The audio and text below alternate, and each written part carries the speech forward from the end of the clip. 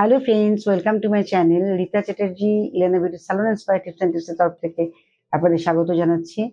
আশা করি সকলে খুব ভালো আছেন। শীতের মরশুম, আনন্দ উৎসব ভরা চারিদিকে, মানে একদম উৎসবের একটা রেওয়াজ চলে এসেছে। কিন্তু আমরা সবসময় স্কিন নিয়ে হেয়ার নিয়ে ভীষণভাবে বিচলিত হয়ে পড়ি। প্রচন্ড চিন্তা যে কি করে আমাদের স্কিনকে এবং হেয়ারকে আমরা ঠিক রাখবো।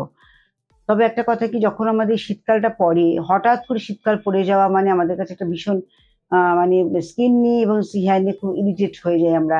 কারণ স্কিনে একটা এতটাই বাজে অবস্থা হয়ে যায়, তখন একদম ছাল চামড়া উঠতে থাকে। যেমন পায়ে ক্র্যাক ধরে, ক্র্যাক এসে পায়ের ফাটাগুলো প্রচন্ড পরিমাণে কষ্ট দেয় সারা শীতকাল ভোর। ঠিক তেমনি ভাবে আমাদের স্কিনেও কিন্তু প্রচন্ড পরিমাণে ড্রাই হয়ে গিয়ে ছাল উঠতে থাকে।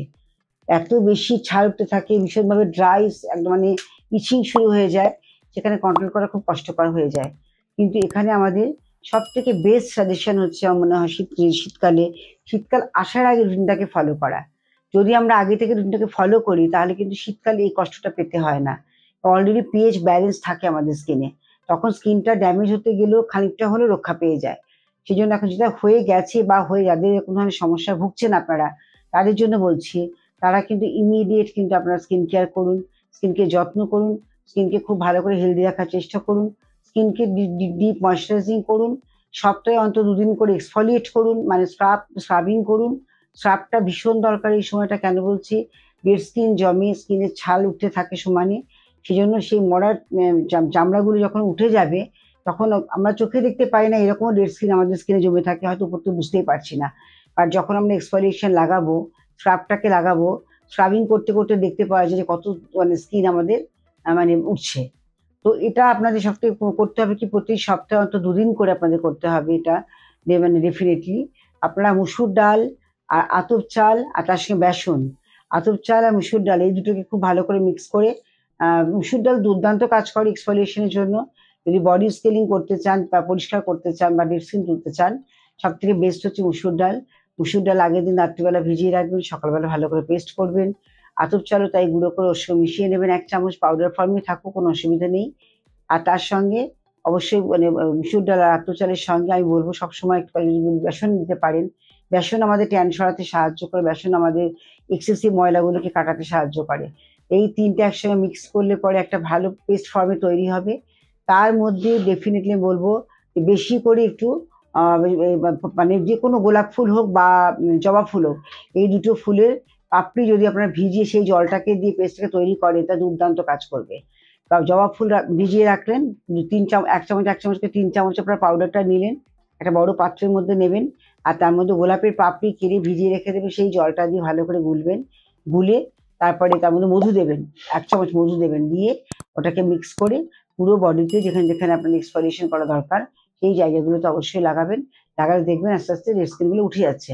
এবার রইল কি, ডেড স্কিন তো উঠে গেল, এবার স্কিন তো পিএইচ ব্যালেন্সটা তার ইমব্যালেন্স হয়ে গেল। এবার তাকে তো ব্যালেন্স করতে হবে। সেটা কে করবে? শীতকালে মানে একদম মানে অভ্যর্থ মেডিসিনের মতো কাজ করছে গ্লিসারিন।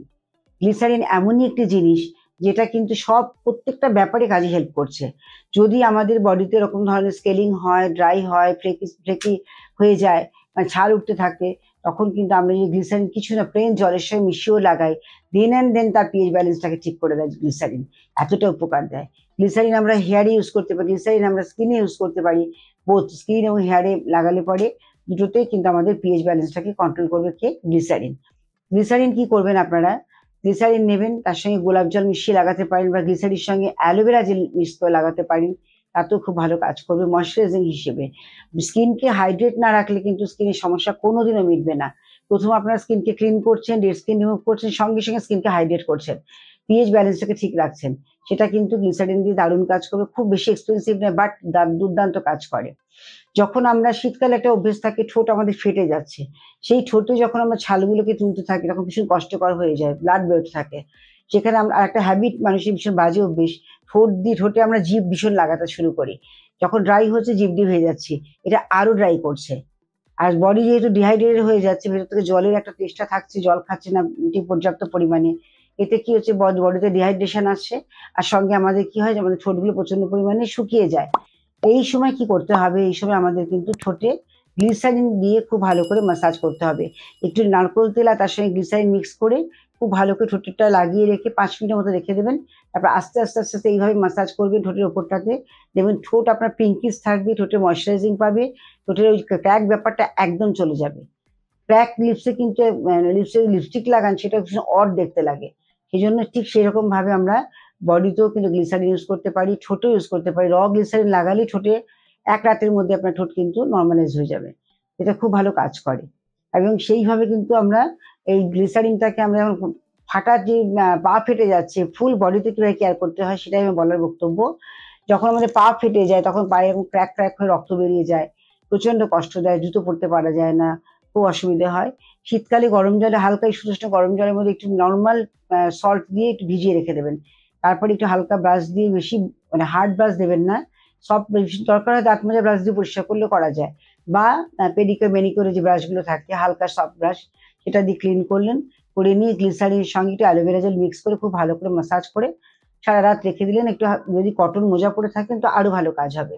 তাহলে পায়ের এই ক্র্যাকটাকেও কিন্তু আপনি কমাতে পারবেন গ্লিসারিনের সাহায্যে। গ্লিসারিন মাল্টিপারপাস কাজ করছে। এখন এই শীতকালে গ্লিসারিনকে বন্ধু ভেবে নিন। আর খুব অল্প পয়সার মধ্যে খুব ভালো ট্রিটমেন্ট হচ্ছে গ্লিসারিন আপনাদের দেবে।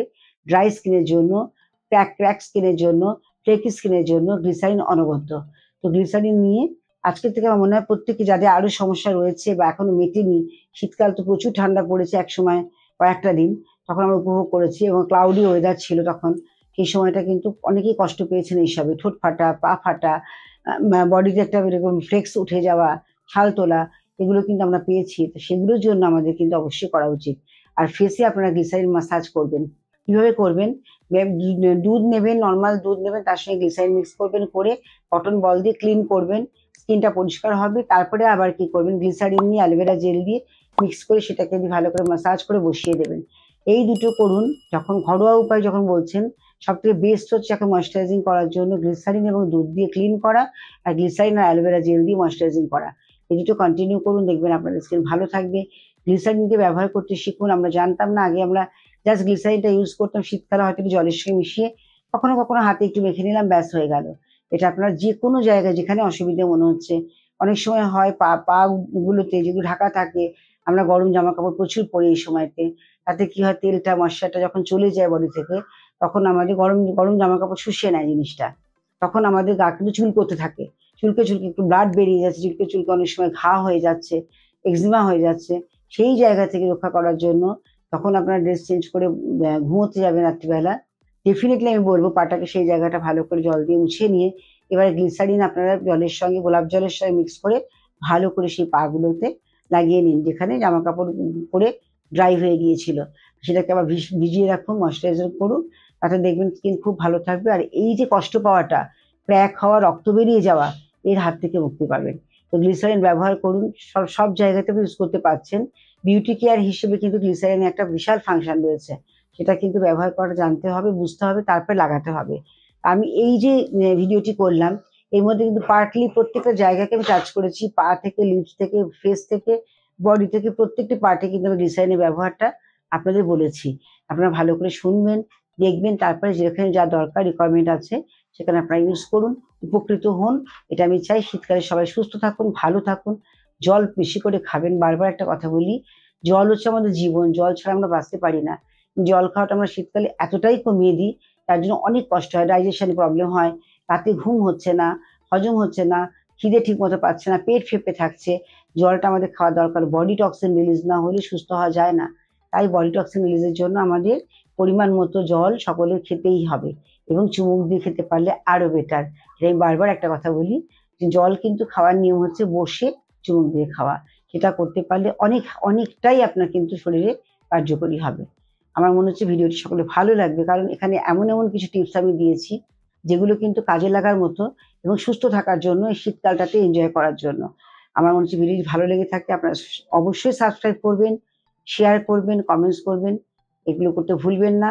আমি আপনাদের কমেন্টসের কিন্তু কোশ্চেন আনসার একটা এপিসোড করবো, আরো ভিডিও বানাবো। আপনারা সকলেই থাকবেন আমার সঙ্গে, সামনাসামনি কথা বলতে পারবেন।